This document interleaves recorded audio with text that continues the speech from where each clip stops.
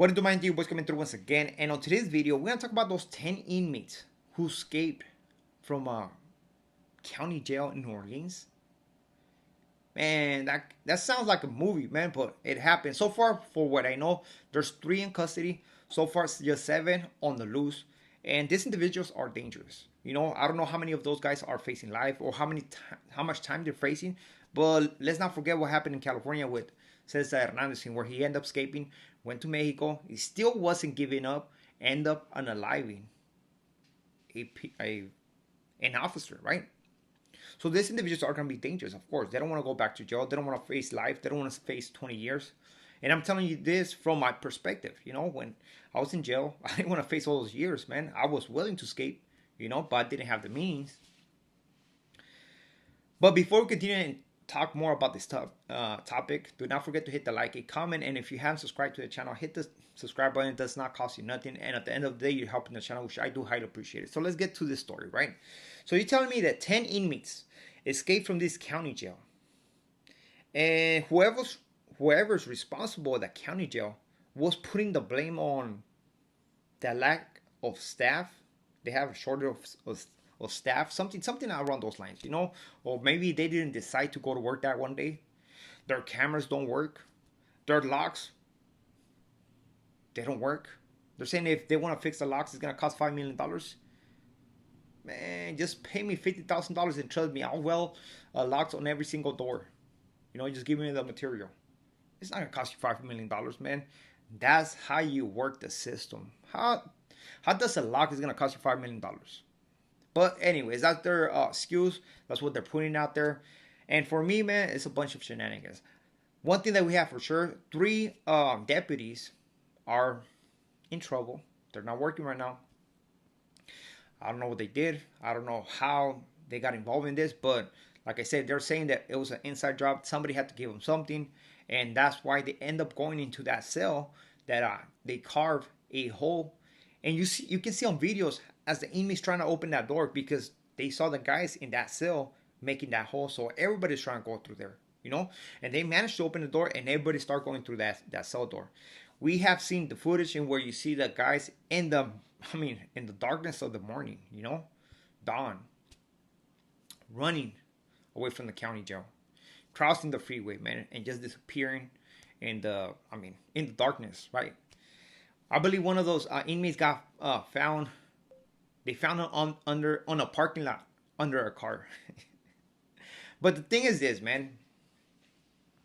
It's crazy how excuses come about when it comes down to this type of case, right? One thing I would like to let you know is that if those guys go to their family members, they're going to get busted. Of course, they have to get some kind of assistance, if you were to ask me. They're going to go to a family member. They're going to go to a friend to ask for this money. Once they got that money, they're out. Because, we have seen it on other people. Once you're facing a lot of years, nobody wants to go. Nobody wants to be locked up. Nobody, and everybody's willing to do whatever to stay away from prison. Even though you're not going to do the main thing, which is do not break the law. But the thing is that those inmates went unsupervised for 7 hours. There's no excuse for that. They took 7 hours to understand that they were missing 10 inmates. 7 hours. That thing does not make sense. So if your cameras don't work, trust me, you can get up on your seat, go check every cell, make sure that every inmate is accounted for. Stop gossiping. Stop talking about the nurse. You have to go in and work. Stop being lazy. Come on. You cannot put the blame on understaff. Straight up, man. That's just another excuse. That's just another excuse to justify why this inmate escaped. I don't know what's gonna happen with the sheriff who is in charge of the jail. If he's gonna get fired or what. But one thing I tell you, the majors tell these inmates, you need to turn yourself in. Guess what? They're not gonna listen. They're not gonna listen. They're gone. They're gone. See, this kid reminds me when my homeboy was trying to escape from prison. From jail. They have that shit on black and white. They brought up that on his trial. This individual was under the bunk making a hole, right? Breaking the concrete. I don't know how, but he managed to break that concrete. He was making a hole, And all of a sudden, a deputy comes through, and all of a sudden, a deputy comes through, and all of a sudden, a deputy comes through and asks him, "Hey man, what are you doing right there?" He said, "Oh, I just dropped something under the bunk," right? And I know that my other homeboys was his neighbor, because this time I was talking to them. I was already in prison. And he's like, "I dropped something under the bunk." The deputy didn't buy that. He was like, "Hold on, you know what? Step out." Cuff him up, took him out of the cell.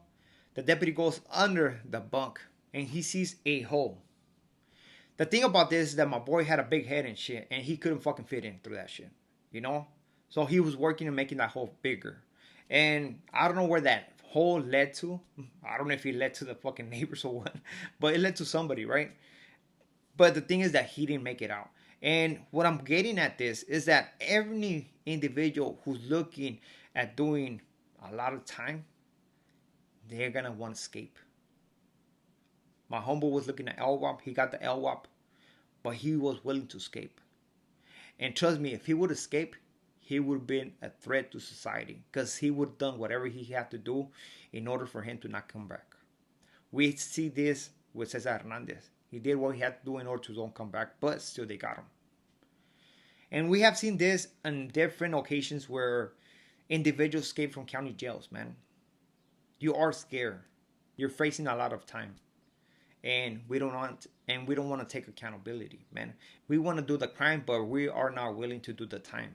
And that's what it is, man. That's how always has been. So to close it down, man, just put it this way. At the end of the day, the ones who are responsible for what happened is those guys who are working within that county jail.